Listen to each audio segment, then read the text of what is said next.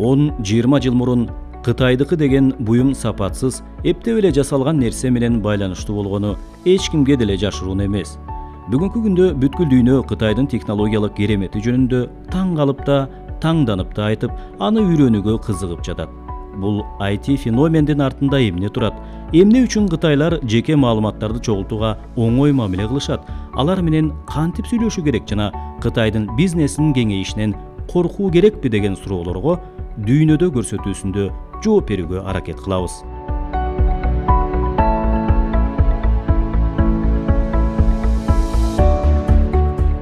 Акыркы бир нече жыл ичинде Кытай технология жаатында бир топ ийгиликтерге жетишти. Фактылар менен алыска баруунун кажети жок.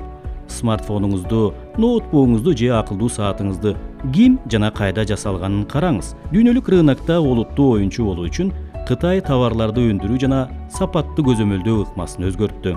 Кытайлар тез өнүгүп келе жаткан жана атаандаштыкка жөндөмдүү маалыматтык технологиялар жаатында жакшы иштеп жатышат. Кытай технологиясы АКШ менен ишенимдүү атаандаш.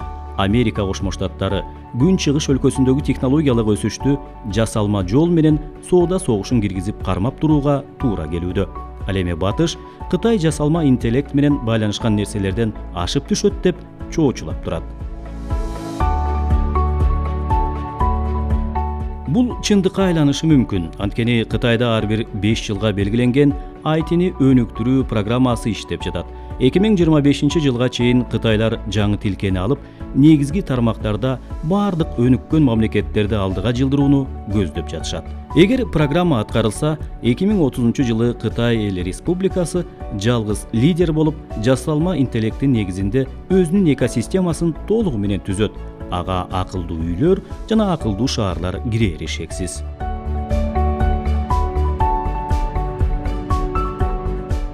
Кытайда акыркы бир нече жылда 1 миллиардтан ашык капиталдаштыруу менен интернет компаниялардын саны көбөйдү. Бул өз кезегинде бардыгы айтып жаткан Кытайдын технологиялык кереметине себеп болду. Смартфондордун IT жана интернеттин терең кириши. World Insight'тын маалыматы боюнча, дүйнө жүзү боюнча иштеп жаткан мобилдик IoT жабдуулардын 63% Кытайда өндүрүлөт. Киреше коңшу калк жыш жайгашкан Индияга же Индонезияга караганда жогору. Интернет компаниялары колдонуучулардын маалыматтарын натыйжалуу акчага айландырат. Чет элдик инвестицияларды тартуу жагынан кытайлыктардын ийкемсиз саясаты бар. Өз күчүн Кытайга жайгаштырган, өлкөдө бир нерсе жасоону каалаган компаниялар өз технологиялары менен бөлүшүшү керек болгон. Буга жакынкы мисал автомобиль концерндери.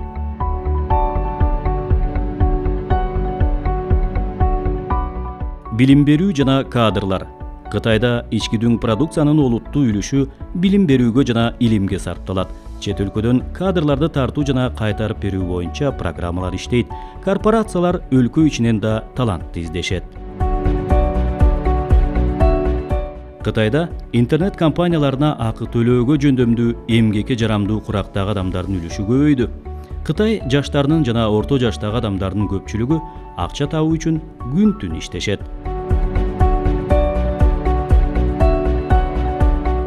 Жогорку технологиялык стартаптарды мамлекет колдоого алат. Бул боюнча көптөгөн мамлекеттик программалар иштелип чыккан. Технологияларды алмаштырууну болжолдогон чет өлкөлүк компаниялар менен келишимдер түзүлөт. Жаңы технологиялар ыкчам өнүгүп жаткан маалда Кытайдын дүйнөдө жалгыз лидер болушуна эмне тоскоол болуп жатат деген суроо жаралат. Huawei'дин мисалы Кытай компаниялары менен америкалык бизнестин тирешүүсү жарым-жартылай лицензиялоого байланыштуу экендигин көрсөттү. Эң көп иштеген чиптердин архитектуралык лицензиялары АКШнын компанияларына таандык. Популярдуу мобилдик OC, Android америкалык Google'га таандык.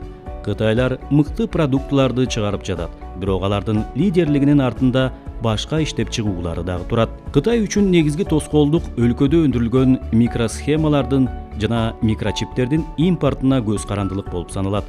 Контекстте AL чиптерин эки категорияга бөлсө болот. Биринчи алгоритмдерди түзөт, экинчиси алар үчүн иштейт.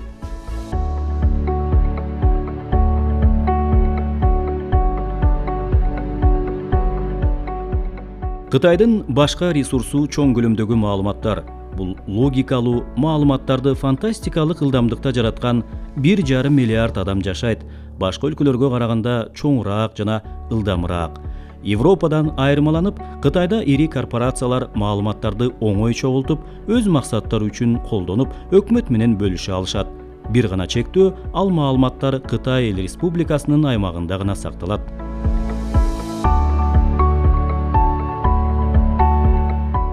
Компаниялардын маалыматы Кытай жарандардын рейтингин эсептөө үчүн негиз болот. Жарандар тууралуу маалымат эсептөө жана катмарларга бөлүү жеңил эле жумуш.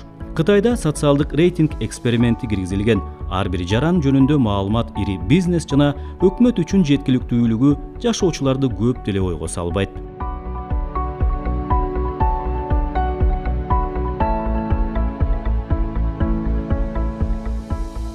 Чындыгында эки рейтинг бар. Жеке социалдык Tencent жана Alibaba сыяктуу корпорациялар чогулткан маалыматка негизделет. Бул рейтинг мамлекеттин айып санкцияларына таасир этпейт. Бирок эгерде ал жогору болсо, анда бул корпорациялар көрсөткөн кызматтардын артыкчылыктары бар. Экинчиси кредиттик. Анын негизинде адам кредит алганбы, аны төлөп жатабы же жокпу деп түзүлгөн. Мындай рейтинг дээрлик ар бир өлкөдө бар. Эгер ал өтө төмөн болсо, транспорттук билеттерди сатып алууда же баланы мектепке киргизүүдө көйгөйлөр бар. Alibaba'нын социалдык рейтинги жөнүндө маалымат интернет гигантынын ири контрагенттери тарабынан колдонулат. Алар онлайн сатып алууларга күрөөсүз насыя берүү чечимин жактырышы, мейманкананы ижарага алууну жеңилдетиши мүмкүн. Же бир нече күндүн ичинде жарылуучу шайманды чогултуу үчүн керектүү нерселердин бардыгын сатып алган кылмышкерди табышы мүмкүн.